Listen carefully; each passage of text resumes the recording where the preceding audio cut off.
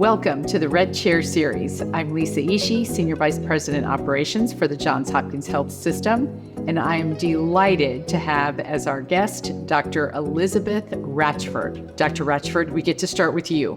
Tell us a little bit about your training and your role at Hopkins. Well, I am the director of the Johns Hopkins Center for Vascular Medicine, which is the non-invasive diagnosis and treatment of blood vessel problems. So I deal with arteries and veins and the lymphatic system.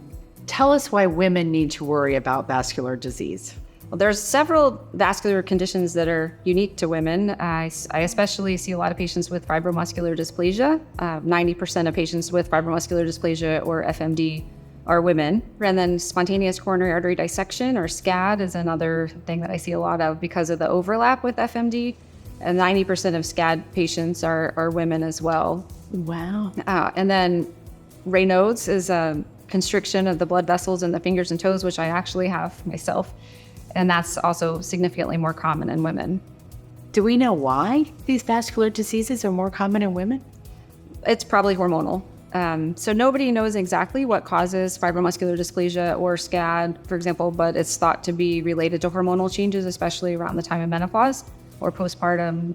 Usually people in their late 40s, when they start having hot flashes, then that's when they often start to see the changes in the blood vessels. We hear a lot about PAD.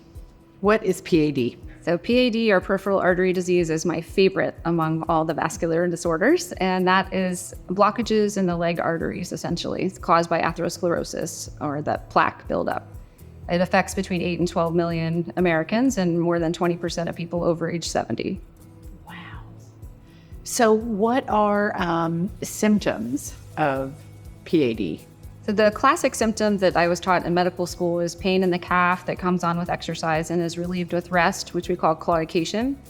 And in women in particular, they often have atypical leg symptoms. So just like women get atypical chest pain when they're having a heart attack, they often have atypical leg pain.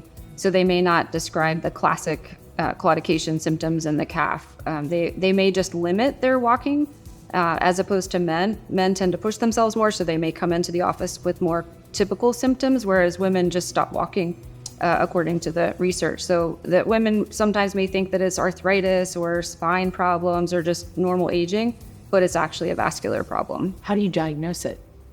The easiest way is through the ankle brachial index, or ABI, where we put blood pressure cuffs on the ankles and on the arms, and we measure the pressures. And if the pressure is reduced at the ankles, then we know the arteries are blocked. It's a very simple office-based test that we do in the vascular lab. Are there ways that you can treat it? Yes. So the first thing about recognizing PAD is recognizing the cardiovascular risk associated with it, so that we can reduce the risk of heart attack and stroke. So just like having blockages in the heart arteries, the arteries are narrowed, and if the arteries are blocked in the legs, they're probably blocked in the heart as well as in the neck arteries or the carotid arteries and in the brain. So all of our treatments are aimed at two things: living longer and feeling better. So the live longer box of medicines is usually aspirin to thin the blood so that clots don't form in the arteries that are narrowed by the plaque. And then statins are very important for preventing the progression of the plaque in the arteries and reducing the risk of heart attack and stroke. And then there's some specific blood pressure medications that have been shown to reduce the risk of heart attack and stroke, as well as delaying the progression. And then we also have, for the feel better box, and that's usually exercise. Smoking cessation, I should say, is absolutely mandatory in everybody, but especially in PAD, because 80% of people with PAD are current or former smokers. Wow. So smoking cessation is really critical. And they say that there's a good chance that the symptoms would improve with smoking cessation. And then the exercise regimen is a structured exercise routine can really help to improve the symptoms of PAD.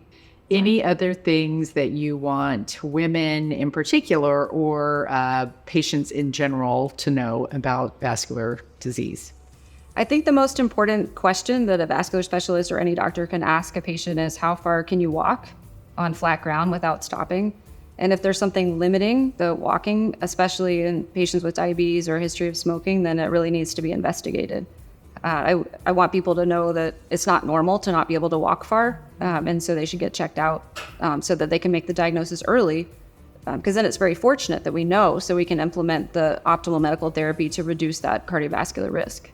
Well, thank you for all that you're doing in this critical area to both prevent and treat our patients with vascular disease.